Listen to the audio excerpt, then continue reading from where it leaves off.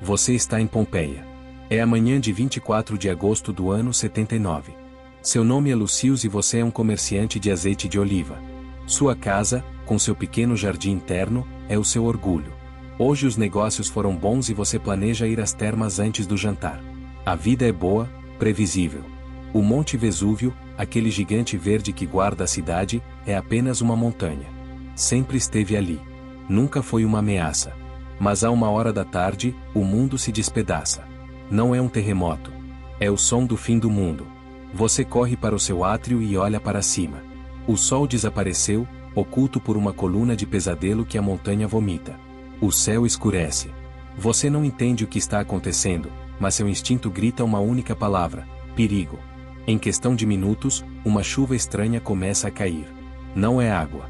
São pequenas pedras cinzentas e leves, lapili, que golpeiam os telhados como granizo. O ar se enche de um cheiro de enxofre que queima sua garganta. O pânico toma conta das ruas. Você vê seus vizinhos correrem sem rumo. Uns gritam preces aos deuses, outros se trancam em suas casas. Você precisa tomar sua primeira decisão, e sua vida depende dela. Neste vídeo, não vamos contar a história de Pompeia. Vamos fazer você vivê-la. Nós o colocaremos na pele de Lucius e o faremos enfrentar as mesmas decisões que seus habitantes tomaram. Cada escolha que propusermos será analisada usando as últimas descobertas da arqueologia e da vulcanologia. Usaremos a ciência para calcular suas chances de sobrevivência. Para processar a enorme quantidade de dados arqueológicos e as cronologias da erupção, utilizamos ferramentas de inteligência artificial como assistente de pesquisa, mas cada conclusão e cada palavra deste roteiro foi escrita e verificada por uma pessoa para contar esta história da forma mais humana possível. A lista completa de nossas fontes, como as cartas de Plínio, o Jovem, e estudos de vulcanólogos, está na descrição. Você poderia ter sobrevivido ao desastre natural mais famoso da antiguidade? A resposta se esconde em duas decisões cruciais que você será forçado a tomar nas próximas horas. Primeiro, seguiremos a cronologia real da erupção, da explosão inicial à queda das cinzas. Você enfrentará sua primeira escolha: ficar e procurar refúgio, ou tentar uma fuga imediata. Depois, analisaremos as consequências dessa decisão e o levaremos à fase mais letal do desastre, a chegada dos fluxos piroclásticos. Ali, se você continuar vivo, tomará sua segunda e última decisão: que rota de fuga você tomará em uma cidade que se tornou uma armadilha mortal. No final, você entenderá por que a maioria dos 20.000 habitantes de Pompeia não sobreviveu. Prepare-se. Sua luta pela sobrevivência começa agora. São 2 da tarde. Você está a 1 hora sob esta chuva de pedras. Já há mais de 15 centímetros de lapili cobrindo as ruas, tornando a corrida quase impossível. O peso dessas pedras começa a ser uma ameaça real. Você ouve o estalo de um telhado próximo, que cede sob o acúmulo. Sua casa, seu refúgio, poderia se tornar seu túmulo. Você olha ao redor. Alguns vizinhos estão trancando suas portas, descendo para porões e adegas, convencidos de que, como qualquer tempestade, isto vai passar.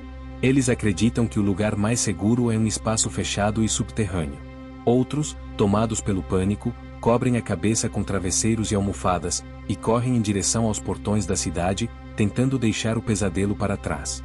Não há uma resposta óbvia. Ninguém nunca viu algo assim. Aqui chega a sua primeira decisão. Opção A: você confia nas paredes sólidas da sua casa. Desce ao porão, uma adega fresca e sem janelas onde guarda o azeite. É o lugar mais protegido da casa. Você decide esperar ali até que a chuva de pedras pare. Opção B: você não suporta a ideia de ficar preso. O instinto lhe diz que você tem que sair, que deve se afastar da montanha. Você cobre a cabeça com o que pode e decide empreender a perigosa corrida pelas ruas, em direção aos portões do sul, rumo ao porto. Pense bem na sua resposta. 70% dos habitantes de Pompeia tomaram uma dessas duas decisões na primeira fase da erupção. A arqueologia nos diz o que aconteceu com eles. Vejamos as consequências da sua escolha. Se você escolheu a opção A, refugiar-se no porão, no início, você se sente seguro. O estrondo da chuva de lapili é atenuado. Você está a salvo dos impactos e dos desmoronamentos. As horas passam. Lá fora, a camada de pedra-pomes já ultrapassa 1,5 metros de altura, bloqueando a porta da sua adega. Você está preso. O ar começa a se rarefazer, cheio de uma poeira fina que dificulta a respiração.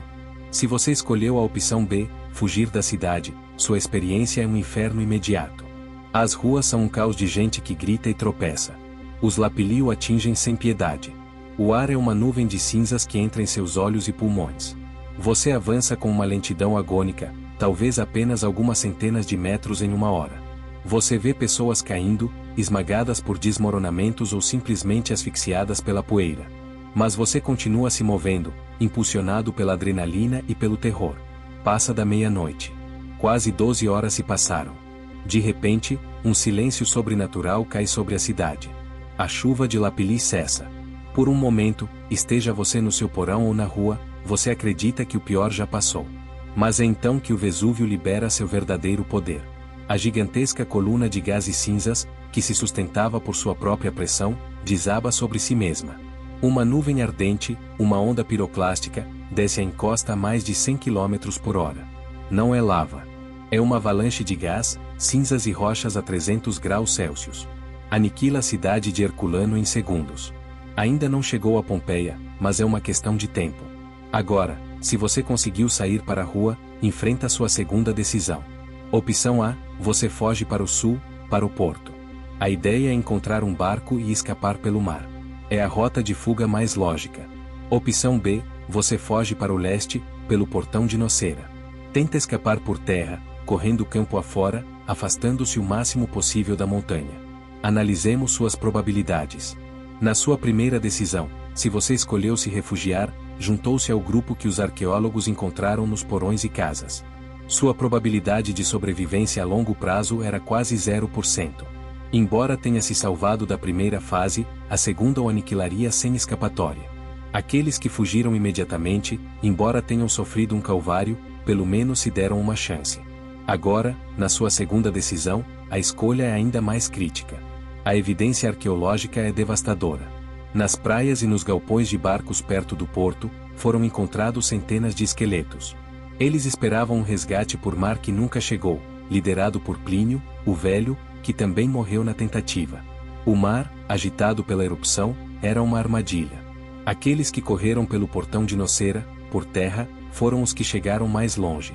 Alguns de seus corpos foram encontrados a quilômetros de distância. São a prova de que, por menor que fosse, existia uma rota de fuga. Às 7h30 da manhã, a primeira onda piroclástica atinge Pompeia. Se você se refugiou no porão, isto é o que você sente, um calor repentino e insuportável que atravessa as paredes. O ar se torna fogo. A morte não é por asfixia lenta, é um choque térmico instantâneo. Seu cérebro ferve e seus músculos se contraem em uma fração de segundo. É o fim. Se você correu em direção ao porto, vê a nuvem chegar pelo norte. Não há onde se esconder. Ela o alcança na praia. O calor o mata instantaneamente, assim como os que ficaram na cidade. Os famosos moldes de gesso de Pompeia capturam aquele último instante de vida, uma postura de autoproteção contra uma força imparável. Mas se você correu por terra, pelo portão de Nocera, e foi incrivelmente rápido e sortudo, talvez tenha tido uma chance. A onda perdeu um pouco de força naquela direção. Talvez apenas sua borda externa o tenha alcançado, dando-lhe uma morte mais lenta pela inalação de cinzas ardentes e gases tóxicos, mas talvez, apenas talvez, você tenha conseguido sair de seu alcance. Mas por que todos não fugiram antes? É a pergunta lógica. A resposta é complexa. Primeiro, ninguém entendia o que era uma erupção vulcânica deste tipo. Segundo, a primeira fase, a chuva de Lapilli, não era diretamente letal se você se cobrisse, o que deu a falsa sensação de que era possível aguentar a tempestade. E terceiro, a fuga era incrivelmente perigosa. Imagine tentar correr em plena noite, sem luz, com o ar cheio de poeira, sobre uma camada de 1,5 metro de pedras instáveis, no meio de uma multidão em pânico. Abandonar sua casa, todos os seus bens, sua vida inteira, para enfrentar esse caos, era uma decisão quase impossível de tomar. Escapar não era tão simples quanto sair pela porta. Então, você teria sobrevivido? A ciência nos diz que, com toda a probabilidade, não. Sua transformação de Lucius, o comerciante, em uma vítima da história, estava quase selada desde o momento em que a montanha explodiu. Sobreviver não foi uma questão de coragem, mas de tomar a decisão certa, contra toda a lógica e no momento preciso, fugir imediatamente, por terra, sem hesitar um segundo. A tragédia de Pompeia não é apenas a morte de uma cidade, é a história de milhares de pessoas comuns, como você, confrontadas com um evento que superava sua compreensão, onde cada instinto de sobrevivência o levava a uma armadilha. Seu porão não era seguro. O porto não era seguro. O único refúgio era uma corrida desesperada para o desconhecido. As decisões que você tomou como Lucius nos ensinam o quão frágil nosso mundo pode ser. Se esta imersão na história o impactou, inscreva-se e ative o sino para não perder nosso próximo episódio de sobrevivência. Que escolha você fez? Você se refugiou ou fugiu? Diga-me nos comentários. Tenho muito interesse em saber o que nossa comunidade teria feito.